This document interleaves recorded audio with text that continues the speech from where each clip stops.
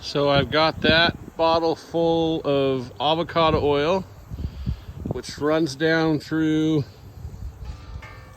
this valve. You can see the speed at which I'm feeding it oil, and that runs down and underneath that brake rotor, and it's burning, but I'm not getting hot enough, so I need to do some adjustments, probably some airflow, because it's burning awful black. See it, but we've actually got hand sanitizer running through this, our fine-tuned valve, and then elevated up here I've just got an old nitrogen tank that's full of sanitizer. So that runs down through this valve, which we've got another shut-off valve here, but this is one that we can just fine-tune to get our drip right. It runs down in, and then inside of this, so we cut the door in, welded some hinges on. We've got a piece of 4-inch exhaust pipe that is welded onto a rotor out of a car, and that is sitting on top of a stainless steel pot that my wife graciously donated. And then just above this, we've welded a donut in there with about a 5 3/4 inch hole for that exhaust pipe to just barely stand up past.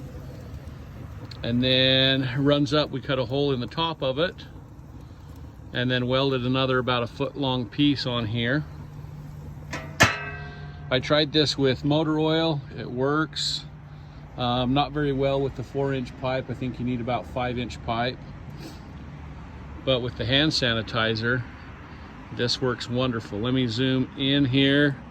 So this is how dark it actually is out here in my yard, and about 2 minutes ago, we actually had flame jetting up out of the top. I tuned it down just a bit so we weren't running flame completely out of the exhaust pipe.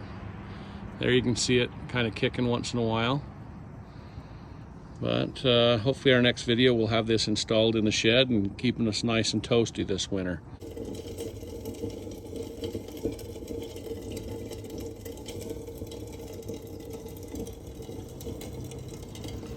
So here it is running on hand sanitizer. So let me show you how much fuel I'm using. That's the rate at which I am consuming sanitizer. And it's simply hanging up here in a steel jug.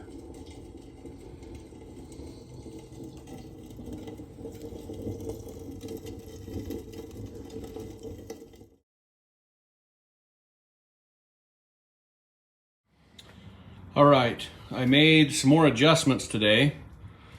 So my exhaust pipe up here was getting pretty hot, but it just wasn't quite heating the room up. So one thing I did was I cut and welded this piece of 2-inch by 3-inch square tubing through the middle of it, and this is on an angle, and the heat coming up out of this is definitely keeping it a lot warmer in the shed. The other thing I did, so one, I spun my valve around, and then the other thing, I don't know if you can see it up in here, but I had problems with the fuel running down the side of the T. You can get a look at that T. So it's just basically a sight glass, and it was running down one side, so I couldn't tell how much fuel I was actually giving it.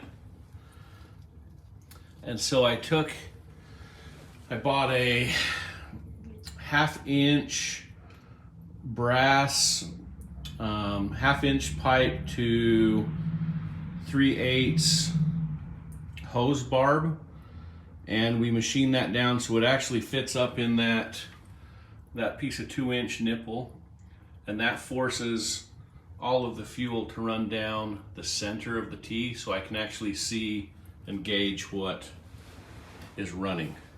So it's about 26 degrees outside, and here in my shop